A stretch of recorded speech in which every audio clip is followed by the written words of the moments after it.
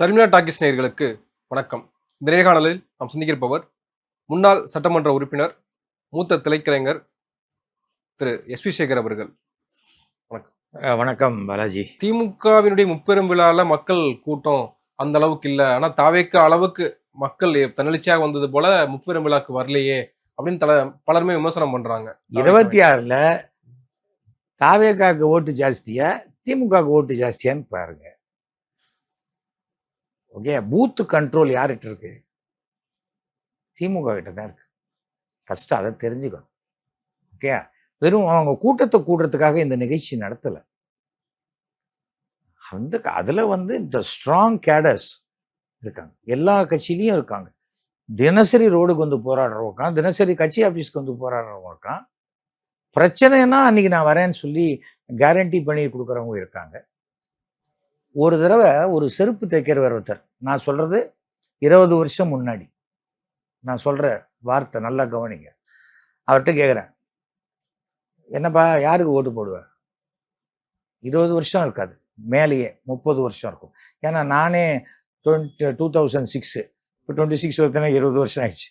அதுக்கு முன்னாடி 2000க்கு முன்னாடி ஏபிடி மாருதி ஆஃபீஸ் வாசலில் அவர் இருப்பார். நான் எப்போ பார்த்தாலும் அவர் கொஞ்சம் பணம் கொடுப்பேன், ஏதாவது கூல் ட்ரிங்க் இருந்தால் அந்த மாதிரி ஒரு சின்ன ஃப்ரெண்ட்ஷிப் அவரோட. ஏன்னா அப்போ கொஞ்சம் வயசானவர் அவர்.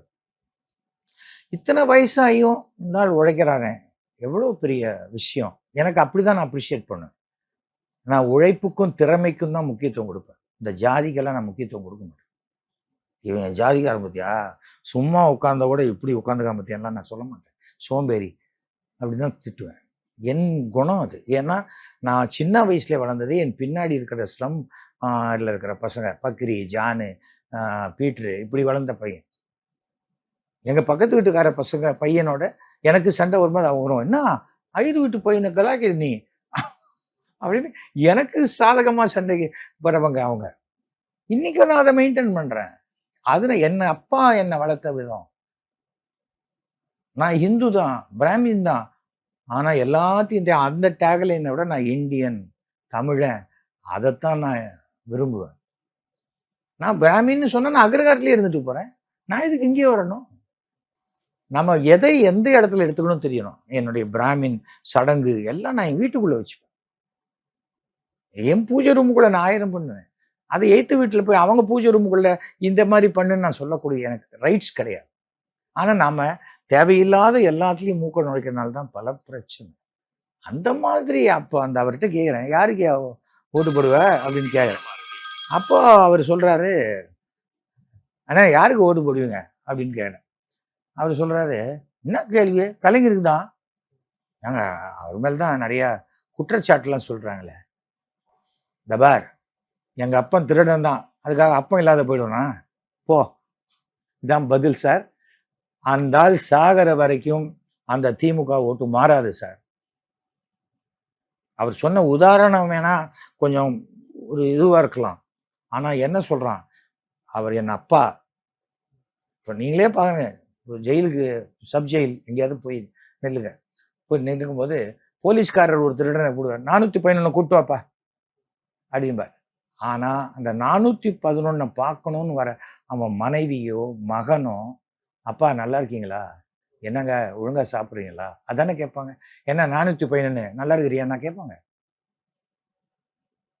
தேவநாதன் மேலே ஏகப்பட்ட குற்றச்சாட்டு இருக்குது, எல்லாமே இருக்குது. அவர் அதுலேருந்து வெளியில் வரணும். இப்போ அவருக்கு ஜாமீன் கொடுத்துருக்காங்க. நான் அவரை சந்திப்பேன், அவர் என் நண்பர். அந்த அவருக்கு அவர் மேலே இருக்கிற குற்றச்சாட்டுக்கு நான் உடந்தையாகவோ அந்த குற்றச்சாட்டுகளுக்கு நான் காரணமாகவோ இருந்தால் தான் நான் பயப்படணும், கூச்சப்படணும். ஒரு நண்பராக அவர் எனக்கு எங்கள் வீட்டு எத்தனையோ ஃபங்க்ஷனுக்கு வந்திருக்காரு. அப்போ அந்த நட்பை தான் நான் முக்கியமாக வச்சுப்பேன். அப்போ கூட சொல்லுவேன், சார் என்ன சார் பிரச்சனை, எல்லாம் சால்வ் பண்ணிட்டுவாங்க, 100 கோடி ரூபா தானே ஆர்கனைஸ் பண்ணிட்டுவாங்க, அதுதானே இங்கே கோர்ட்டில் கேட்டீங்க, கொடுத்துருக்காங்க, வாங்க ஏதாவது நான் ஹெல்ப் பண்ண முடியுமா பண்ணலாம், அவ்வளோதான் சார். அது எப்படி நீ தேவநாதனை பார்க்க போகலான்னு அவன் யார் சொல்கிறதுக்கு? எனக்கு பாதிக்கப்பட்டவர்கள் நான் சொன்னேன்னா, அப்படி யார் கேட்கலான்னா, நீ தானே இப்போ சொன்ன தேவநாதன்ட்டு பணம் போட சொல்லி 25 லட்ச ரூபா, இப்போ நீ வாங்கி கொடுன்னு கேட்குறதுக்கு நியாயம். அது மாதிரி நான் அன்றைக்குமே நான் சொன்னது கிடையாது. அதே போல் அவர் ஆஃபீஸ்க்கு போனால் ஒரு காஃபி கொடுத்தா காஃபி சார், அதை தாண்டி நான் எந்த பிரதிபலனையும் நம்ம எதிர்பார்ப்போம். ஆனால் அவர் நண்பர். அதை சொல்லிக்க நான் கூச்சப்படுறேன்னா, நம்மளே நம்ம நண்பர்கள் இருக்கலாம். அந்த நண்பர்களுக்கு சில சமயம் சங்கடங்கள் வரலாம். அதனால நீ நட்பு இல்லைன்னு ஆயிடுமா? நான் 20 வயசு இருக்கும்போது நான் நினைச்சது என்னன்னா, நம்ம நேர்மையா இருக்கோம். அதே மாதிரி யாரெல்லாம் நேர்மையா இருக்காங்களோ அவங்களோட மட்டும்தான் பழகணும். அதே 60 வயசு ஆகும்போது நாம நேர்மையா இருக்கோமா அந்த அளவுக்கு தான் சந்தோஷப்படணும். உலகத்தில் இருக்கிற எல்லாரையும் திருத்தறதுக்கு நம்ம வரல. நம்ம என்ன கிருஷ்ண அவதாரம் எடுத்திருக்கோம், இல்லை ராமாவதாரம், நம்ம வரல. ஆனால் யார் எப்படி இருந்தாலும் நான் அதிமுகவில் தான் இருந்தேன். 300 கோடி ரூபாய் வேலை நடந்தது நான் எம்எல்ஏவா இருக்கும்போது. அதில் ஒரு பைசா கூட கமிஷன் வாங்கல. அதுக்காக அதிமுகவில் வந்து அதிமுக ஒழுங்கா அவங்க மேல அந்த குற்றச்சாட்டு, அதுக்கு நான் எப்படி பதில் சொல்ல முடியும்? நாம என் வாழ்க்கை முறை என்பது என்னன்னா, நாம ஒரு ரோடை தாண்டி அந்த பக்கம் போறோம். அப்போ ரோட்ல வந்து மாடு சாணி போட்டிருக்கோம், பன்னி குட்டி போட்டிருக்கோம், சாக்கடை தண்ணி தேங்கியிருக்கும், மாடு படுத்திருக்கும், எல்லாமே இருக்கும். எல்லாத்து மேலேயும் காலை வச்சுக்கிட்டு போகிறோமா, உடனே என்ன பண்ணுறோம், அதில் என்ன பாதை இருக்கோ அதை எடுத்துக்கிட்டு அந்த பேண்ட்டு நுண்ணி நனையாமல் காலில் அழுக்கப்படாமல் எய்த்த பக்கம் போகிறோம். அதுதான் வாழ்க்கை. அத்தனை எல்லாத்தையும் நகர்த்துக்க அப்புறம் தான் நான் போவேன்னா நீ போகவே முடியாது, இங்கே தான் நிற்கணும். நமக்கு இப்போது எமோஷனலாக யோசிக்க ஆரம்பிக்கிறோம். நியாயமான முறையில் யதார்த்தமாக யோசிக்கிறது குறைஞ்சி போச்சு. அந்த நாள் தான் இவ்வளோ பிரச்சனைகள். அரசியலில் கூட இப்போ விஜய் ஒரு எமோஷனாக தான் இருக்காருன்றீங்க. விஜய் ரொம்ப எமோஷனலாக இருக்கார். விஜய் வந்து எம்ஜிஆரை கம்பேர் பண்ணிக்கிறதே தப்பு. எம்ஜிஆர் ஒரு கட்சியில் இருந்து அந்த கட்சியினோட வளர்ச்சிக்காக 20 வருஷத்துக்கு மேலே பாடுபட்டு அந்த கட்சியில் ஒரு பொருளாளருங்கிற பதவியை வச்சுக்கிட்டு அதுக்கு பிறகு அவர் அங்கே வந்த மன வேற்றுமையினால வெளியில் வந்து கட்சி ஆரம்பித்தார். ஒரு கட்சியில் இருந்தவர் அந்த கட்சியிலிருந்து பிரிந்து போய் கட்சி ஆரம்பித்தார். அவர் என்ன கோடம்பாக்கத்தில் ஷூட்டிங் நடிச்சுட்டு அப்படியே மேக்கப்போட வந்து சிஎம் ஆயிட்டாரா? சரி, அன்றைக்கி ராத்திரி 1 மணி வரைக்கும் ஒரு இடத்துல வெயிட் பண்ணாங்க ஜனங்க. அந்த இடத்துக்கு அந்த ஊருக்கு போகவே இல்லை. அந்த ஊருக்கு எப்போ போகிறாரு இவர்? அப்போ அந்த ஊரில் கார்த்தாலேருந்து ராத்திரி வரைக்கும் வெயிட் பண்ணவங்க அவங்களுடைய ஆசை இது எல்லாமே எதிர்ப்பாக மாறி கோபமாக இருக்கும். வந்து ஒரு கை காட்டிட்டு கூட போக முடியல உனக்கு, அவ்வளோ பெரிய ஆள நீ அப்படின்னு கேட்கும்போது என்ன பண்ணுவீங்க? அதை எப்படி சரி பண்ண முடியும்? எல்லாரும் என்ன விஜயாவே நினச்சிட்டாங்க 234 தொகுதியிலேன்னா, நாளைக்கு அது மாதிரி விஜயா இன்னொருத்தர் நினைச்சா அவங்களுக்கு 200 கோடி ரூபா பணம் கொடுப்பாங்களா? விஜய் ஒவ்வொன்றையும் பிரேக் பண்றாரு. அவர் வெளியில வரமாட்டாங்கன்னு சொன்னாங்க, வெளியில வந்தாரு. சார் அதெல்லாம் இல்லை, அது அவரே நினச்சிக்கிறது சார். யாருமே வெளியில வராரு. இப்போ கூட என்ன பண்ணாரு, நேற்றுக்கு அவர் பெரியாரை தானே பெருசாக கொண்டாடுறாரு. ஏன் அவர் வீட்டிலேருந்து அந்த பெரியார் சமாதி என்ன ஒரு 5000 மைல் இருக்குமா, இல்லை 50,000 மைல் இருக்குமா? கட்சிக்காரர்கள் வந்தாங்க. கட்சிக்காரன் வர்றாங்கிறது இல்லை. நான் வீட்டிலேயே எல்லார் பொம்மையும் பண்ணி வச்சுருப்பேன், அங்கே போட்டுட்டு வீட்டுக்குள்ளேயே பண்ணுவேன். அது எப்படி சரியாகும்? பிள்ளையாரை கொண்டு போய் கடலில் கரைக்கணும்னா நான் தான் கடலுக்கு போனேன். மறுபடியும் சுனாமி என்னைக்கு எங்கள் வீட்டு வரைக்கும் வருதோ அன்றைக்கி நான் கரைச்சிக்கிறேன்னு உட்காந்தா சரியாக வராது. விஜய் புரிஞ்சுக்க வேண்டிய விஷயங்கள் இது. நான் வந்தால் ரொம்ப கூட்டம் வருது, நான் வந்தால் கூட்டம் வருதுங்கிறத முதல்ல மனசுலேருந்து வெளில எடுக்கணும். கூட்டம் யாருக்கு வேணா வரும் சார்.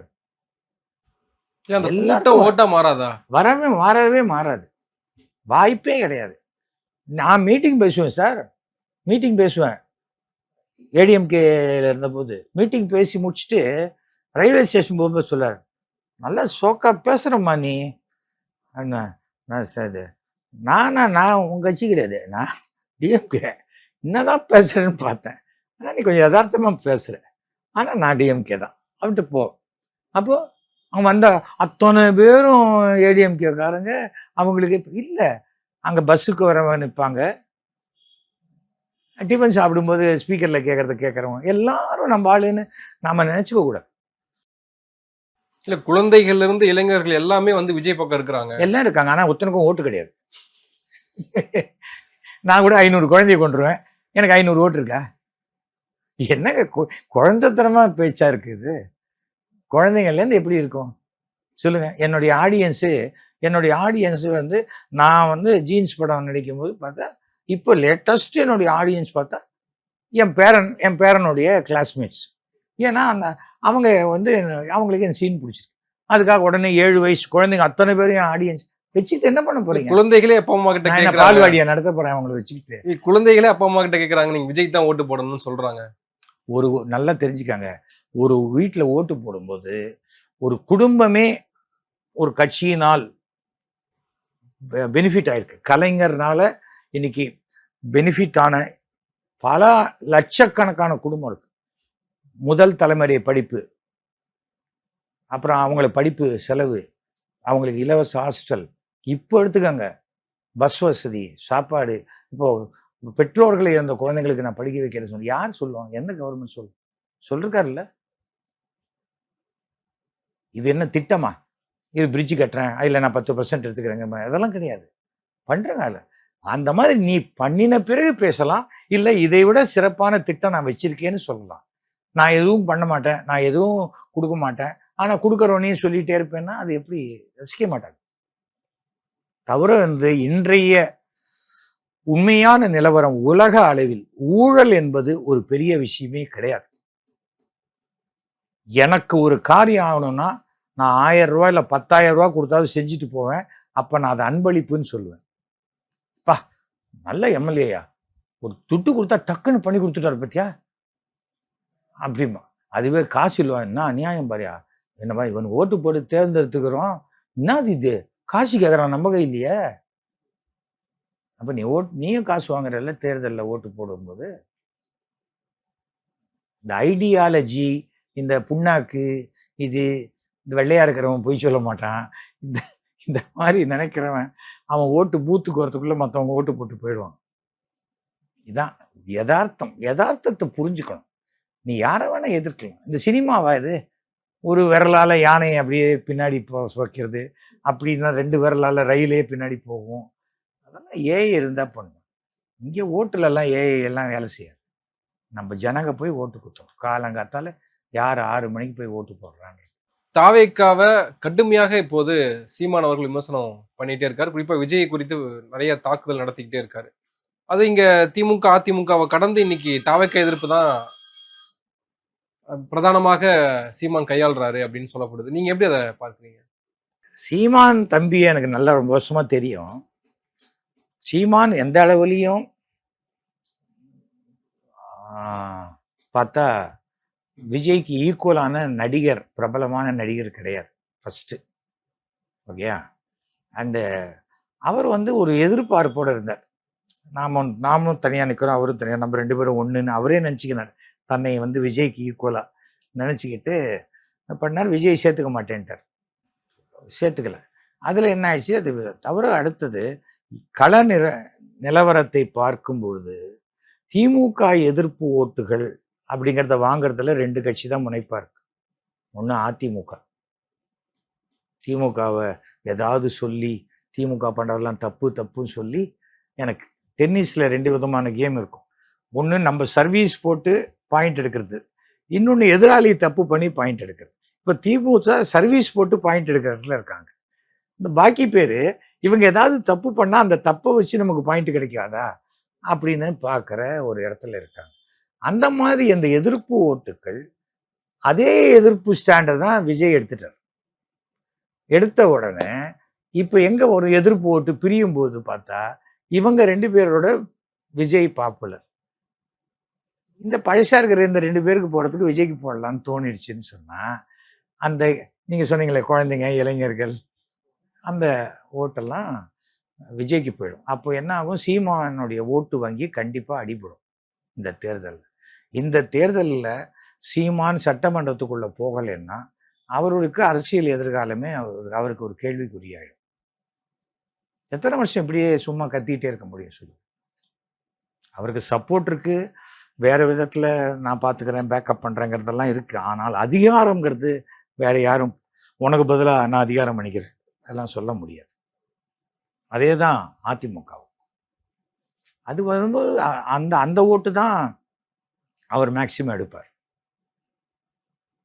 அது அந்த பயம் இருக்கும்போது அந்த பயத்தின் வெளிப்பாடு தான். ஆனால் சீமான் சாதாரணமாகவே காஃபி சாப்பிட்டியா அப்படிம்பார், நெஞ்சு புடைக்க கத்துவார். ஒரு காஃபி சாப்பிட்டியா தம்பி அப்படின்ட்டு போக வேண்டியதுதாங்க. அது அவருடைய நேச்சர். சீமானுக்கு ஒரு ஃபாலோயிங் இருக்குங்கிறத மறுக்க முடியாத விஷயம். ஆனால் அந்த ஃபாலோயிங் எல்லாத்தையும் இது வந்து எப்படிப்பட்டது, இவரை நம்பி எப்படி போலான்னு நினைக்கிறவங்க ஜாஸ்தி. இல்ல விஜயின் மீது வைக்கக்கூடிய விமர்சனம் அது மக்கள் கிட்ட எடுபடுமோன்னு நினைக்கிறீங்க? யாரு? சீமான். சீமான் வைக்கிற விமர்சனம் சார், யார் பேசுறதும் நான் நிஜமா நடந்த ஒரு விஷயத்த சொல்றேன்.